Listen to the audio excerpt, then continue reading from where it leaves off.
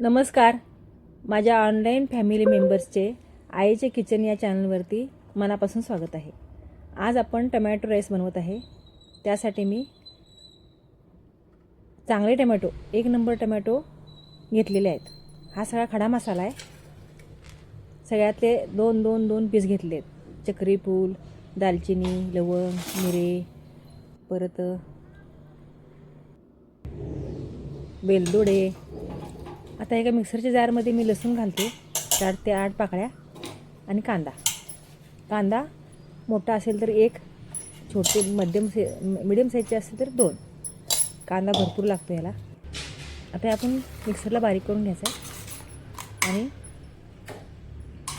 ह्याच मिक्सरमध्ये आपण काय करायचं, आता टोमॅटो मी बारीक चिरून घेतले आहेत. ते चांगले 6-7 टोमॅटो आहेत.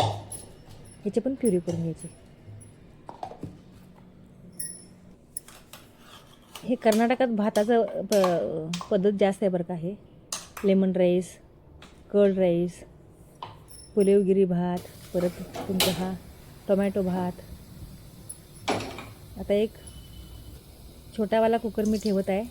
त्यात हे दोन्ही 1 चमचा तर तमालपत्र आणि आपण हा पिसून घेतलेला मसाला. हा मसाला चांगला 3-4 मिनटं व्यवस्थित ह्या तुपात आपण द्यायचा. प्युरी टोमॅटोची बघू शकता तुम्ही. अगदी छानपैकी ह्याला दणदणीत शिजवून घ्यायचं. पूर्ण खडे मसाले आणि टोमॅटोची प्युरी, कांदा लसूण सहित हे चांगले एकजीव होईपर्यंत आपल्याला शिजायचं आहे.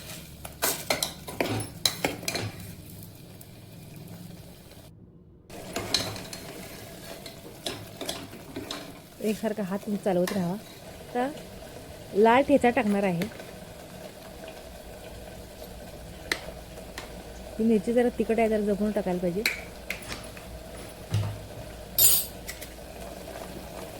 आणि ठेचा पण आपण हे म्हणजे तुपासोबतच चांगला शिजवून घ्यायचा.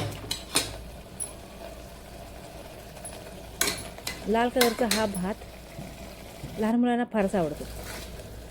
आता मिक्सरचं भांडं आपलं स्वच्छ पण होते.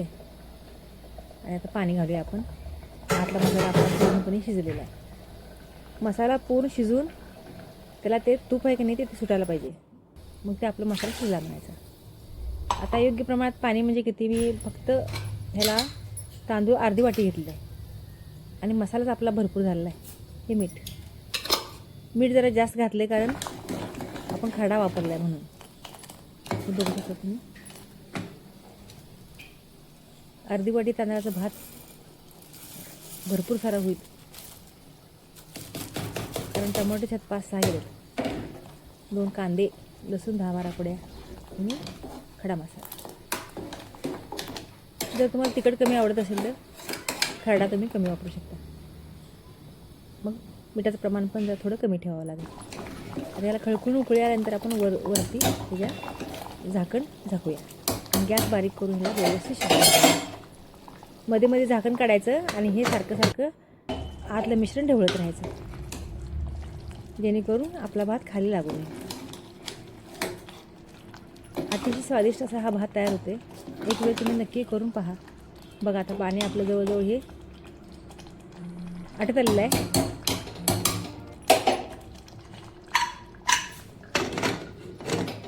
माझा हा व्हिडिओ जास्तीत जास्त लोकांपर्यंत शेअर करा.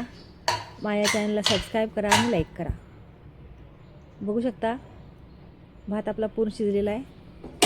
आता आपण ते एका बाउलमध्ये काढून घेऊ. थोडंसं झाकून ठेवायचं 5-10 मिनटासाठी, म्हणजे आणि जरा चांगला भात मुरतो. अतिशय सुंदर आणि स्वादिष्ट असा हा भात तयार होतो. एक वेळ नक्की करून पहा. जास्तीत जास्त लोकांपर्यंत माझा हा व्हिडिओ शेअर करा आणि सबस्क्राईब करा. धन्यवाद.